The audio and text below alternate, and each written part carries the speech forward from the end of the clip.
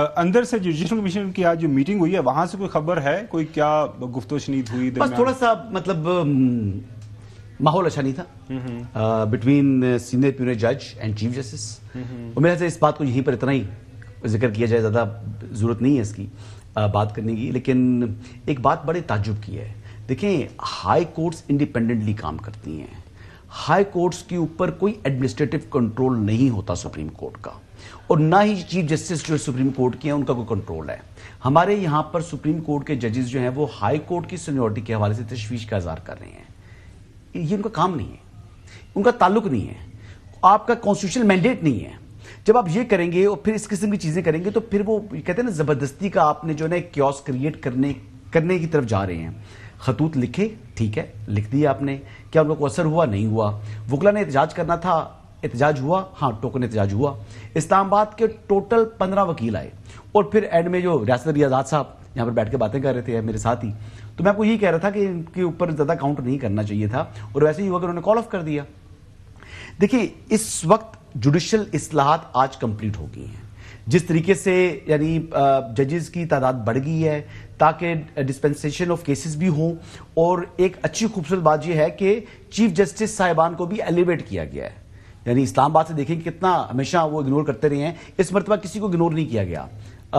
وہیں سے جو سینئر موسٹ تھے ان کو اوپر جو ایلیویٹ بھی کر دیا گیا. چلیے رام سین صاحب، حافظ صاحب سے آپ کوئی سوال اگر، اور حافظ صاحب نے بہت زبردست جو ہے نا ایکسپلین کیا ہے، میں تو آج ان کا فین ہو گیا ہوں. He always does that. جی چلیے رام سین صاحب، تھینک یو سو مچ. نہیں، میرا نہیں خیال میرے کوئی سوالوں کی کوئی اہمیت ہے، لیکن میں ویسے یہ پوچھ رہا ہوں جی کہ 26ویں ترمیم سے پاکستان اور پاکستان کے عوام کو جو بڑے بڑے فوائد حاصل ہوئے ہیں 1 2 3 4 وہ ذرا مجھے بتا دیں.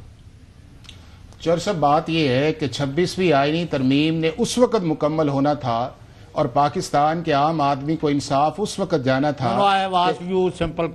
میں اسی طرف آ رہا ہوں کہ جب آپ اس پورے سسٹم کو 2 حصوں میں تقسیم کرتے، اور وہ تھا آپ کا کانسٹیٹیوشنل کورٹ، آپ کا سپریم کورٹ لیول پہ، اور آپ کا ہائی کورٹس لیول پہ. ابھی بنوا لیں. اچھا، ابھی جو آپ کی 26ویں آئینی ترمیم آئی ہے، اس سے 2 فائدے ہوئے ہیں. ایک فائدہ پاکستان کی پارلیمنٹ نے اپنے آپ کو اسرٹ کیا ہے کہ جو 15-20 سال سے سپریم کورٹ جوڈیشل ایکٹیویزم سے نکل کے کانسٹیٹیوشنل اوور ریچ یا کانسٹیٹیوشنل ڈیویشن کی طرف چلی گئی تھی.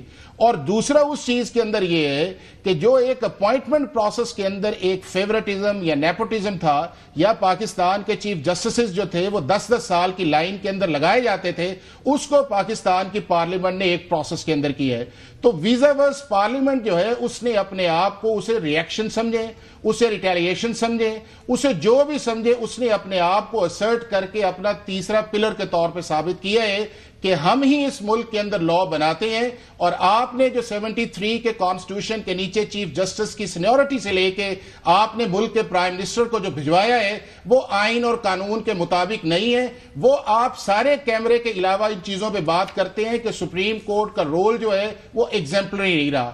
اب پاکستان کے عام آدمی کو 26ویں آئینی ترمیم سے بالکل کوئی فائدہ نہیں ہوا، چونکہ جو ٹرکل ڈاؤن ایفیکٹ ہے وہ نیچے نہیں جائے گا اتنی دیر تک جب تک ریاست انویسٹ نہیں کرے گی، ججز کی اسٹرینتھ بڑھائی نہیں جائے گی، اپنا آؤٹ ڈیٹڈ پروسیس ڈیلیٹ نہیں کریں گے، اور اکاؤنٹیبلٹی آئے گی کہ اگر پاکستان کا کوئی بھی جج سپریم کورٹ یا ہائی کورٹ کا اگر کام نہیں کرتا تو اسے گھر بھجوانا چاہیے. وہ پاکستان کے ایکسچیکر کے اوپر یا جوڈیشری کے اوپر برڈن نہیں ہونا چاہیے، اور وہ ہے میجر سرجری جس کی کرنے کی ضرورت ہے.